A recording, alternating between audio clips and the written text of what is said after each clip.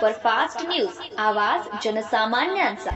राळेगाव आदिवासी समाजाची बदनामी करणाऱ्यावर फौजदारी गुन्हे दाखल करा। उपविभागीय पोलीस अधिकारी व तहसीलदार राळेगाव यांना निवेदन।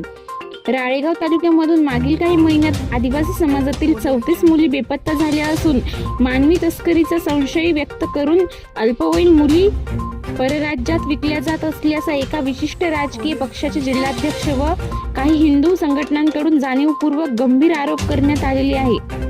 हा केवळ 34 मुलींचा अपमान नसून सर्व आदिवासी समाजाचा अपमान आहे। आदिवासी समाजाची सार्वजनिकरित्या काही जाहीर बदनामी झाली आहे, त्यामुळे संबंधितांवर फौजदारी गुन्हे दाखल करण्याची मागणी उपविभागीय पोलीस अधिकारी रॉबिन बन्सल, तहसीलदार राळेगाव, ठाणेदार राळेगाव यांना ट्रायबल फोरम व राष्ट्रीय आदिवासी स्वायत्त परिषद भारत या संघटनेच्या वतीने निवेदन देऊन केली आहे।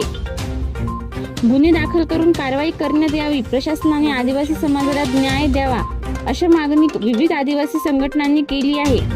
निवेदन देताना राष्ट्रीय आदिवासी स्वायत्त परिषद भारतचे जिल्हाध्यक्ष रजनीकांत परचाके, ट्रायबल फोरमचे तालुका अध्यक्ष शंकर पंधरे, राळेगाव आदिवासी स्वायत्त परिषदेचे तालुका अध्यक्ष दिलीप किनाके, मनोहर कुडमते, मधुकर पावले, ऋषीनाथ मडावी, विशाल आत्राम, शंकर तोडासे, भरत परचाके, विलास तोडासे, मारुती उईके और दीपक जुमनाके उपस्थित होते।